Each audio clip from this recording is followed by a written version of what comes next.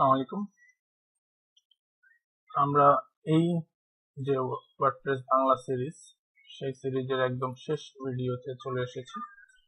আমরা এই ভিডিওতে দেখাবো যে কিভাবে আমাদের যেই সার্ভারে আমরা কাজ করেছি এই সার্ভার থেকে আমরা ক্লায়েন্টের সার্ভারে আমাদের ওয়েবসাইট ট্রান্সফার করব।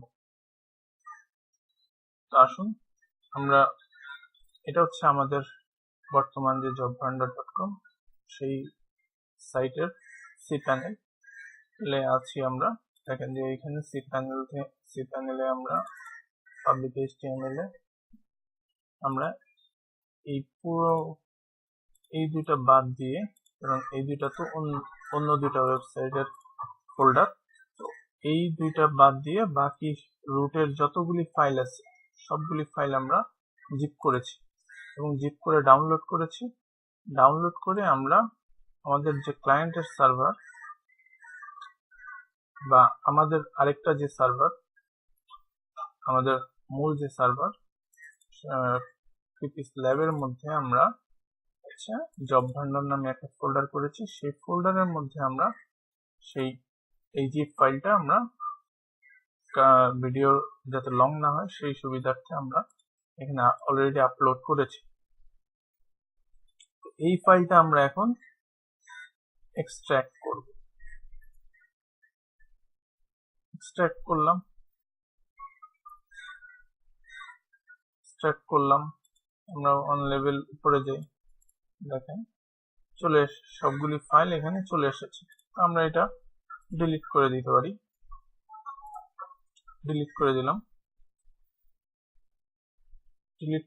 এখানে যেটা আসবে আর কি ইউআরএলটা যেটা হবে সেটা হচ্ছে কৃতিস ল্যাবের মধ্যে আমরা যেহেতু রেখেছি ফোল্ডার করে, kritislab.com/jobvandar নামে ইউআরএল এ এই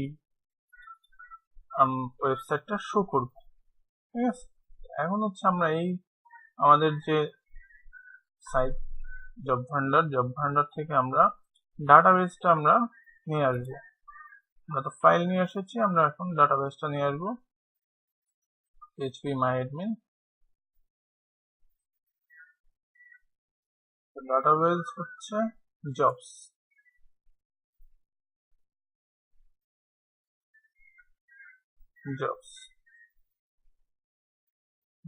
কিনা আমরা একটু শিওর হয়ে নিই, WP অপশনে যাই। হ্যাঁ, jobvandar.com, এটাই জবস। এটা আমরা এখন এক্সপোর্ট করব।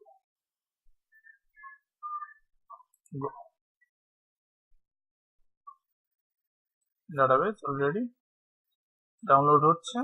এখন আমরা এইখানকার যেটা সেইখানে আমরা ডাটাবেস ক্রিয়েট করি। আমরা এখানে জবস নামে ডাটাবেসটা ক্রিয়েট করি। আমরা এটা আমরা কপি করে রেখে দিই, আমাদের লাগবে এটা ডাটাবেস নেম। এরপরে আমরা ইউজারও আমরা জবস নামে তৈরি করি, সমস্যা নেই। পাসওয়ার্ড যেটা আছে সেটাই থাক, আমরা কপি করে রেখে দিই, লাগবে আমাদের একটু পরেই।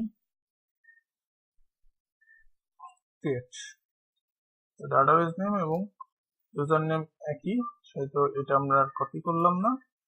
আমরা এটা পাসওয়ার্ডটা পেস্ট করে রেখে দিই। এখন হচ্ছে ডাটাবেস হচ্ছে ইউজার হচ্ছে এইটা, ডাটাবেস হচ্ছে এইটা।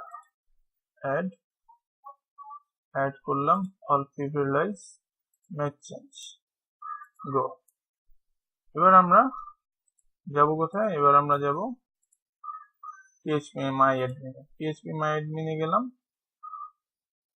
দেখেন যে আমাদের ডাটাবেস যেটা আমরা তৈরি করেছি সেই ডাটাবেসটা অলরেডি চলে এসেছে জবস।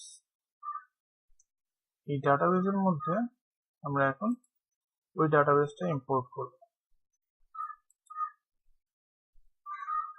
ইম্পোর্ট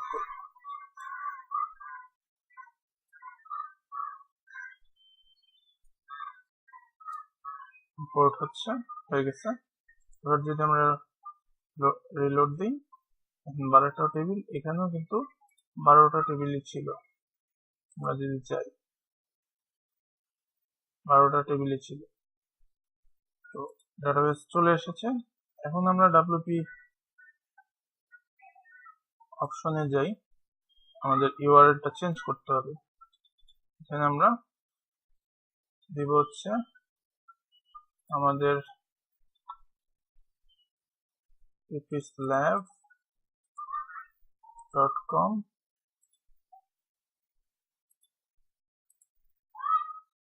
ppslab.com/job জব ভান্ডার, এইখানে আমরা পোস্ট করতেছি। তো নিচেরটাও সেম, পেস্ট করি, সেম হয়ে গেল। এখন হচ্ছে আমাদের যে wp config ফাইল আছে, wp-config.php, এই ফাইলটা এডিট করতে হবে, ডাটাবেস আর ইউজার নেম চেঞ্জ করতে হবে। আমরা কপি করি, কপি করে এইখানে দেখেন যে ডাটাবেস নেম যেটা আছে, ইউজার নেম যেটা আছে, পেস্ট, পাসওয়ার্ড, নতুন যে ডাটাবেস সেই ডাটাবেসের পাসওয়ার্ড হচ্ছে আগেরটা ডাটাবেস ছিল এইটা, আমরা এখনকারটা দিয়ে দিলাম, সেভ চেঞ্জ। দেখুন এখন যদি আমরা দেই /job জব ভান্ডার,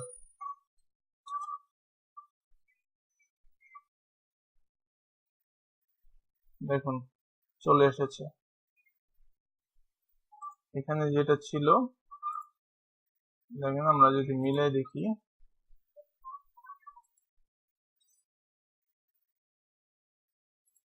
এখানেও সেম। আর যেহেতু আমরা এখানে নতুন হোস্ট করেছি, ইউআরএল প্রবলেম হইতে পারে, সে কারণে আমরা কি করব, wp admin এর ভিতরে যাব, ইউজার নেম পাসওয়ার্ডও কিন্তু একই, wp admin এর